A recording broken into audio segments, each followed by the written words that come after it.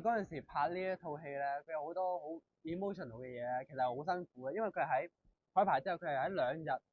我當每日18至20個鐘不斷咁樣。例如我呢一場佢好崩潰地俾人揭示到佢嘅傷疤，即係下一場佢就要去飲醉酒喊嘅，跟住可能佢一輪嘴不斷地好 emo 嘅情況下咧，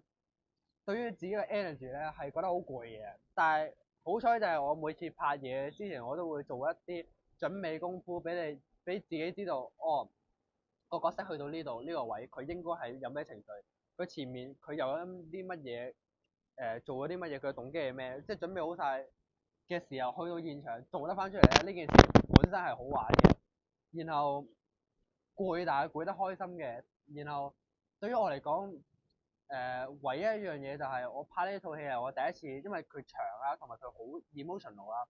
即係有啲驚恐症嗰啲嘢咧，我就翻到屋企嘅時候咧，殺科即係翻到屋企咧，係用咗1-2個鐘時間冷靜自己，覺得哇！第一次試過好似有少少抽離唔到嘅情況，我即刻開 IG 揾晒我身邊最 friend 嘅啫，瘋狂講笑話俾佢聽啊，瘋狂講啲勁無聊嘅嘢啊，然後跟住就勾翻我自己本人出嚟，然後但我開心嘅就係即係除咗頭先你話我演得唔錯之外咧，我當時演驚恐症呼吸困難嗰場喺個廁所度咧，有一個都係現場嘅，唔係演員嚟嘅，幕後咁樣。佢又 send 翻啲相劇照俾我話，其實我原本冇諗住影㗎，但係我見到你呢一 part 咧，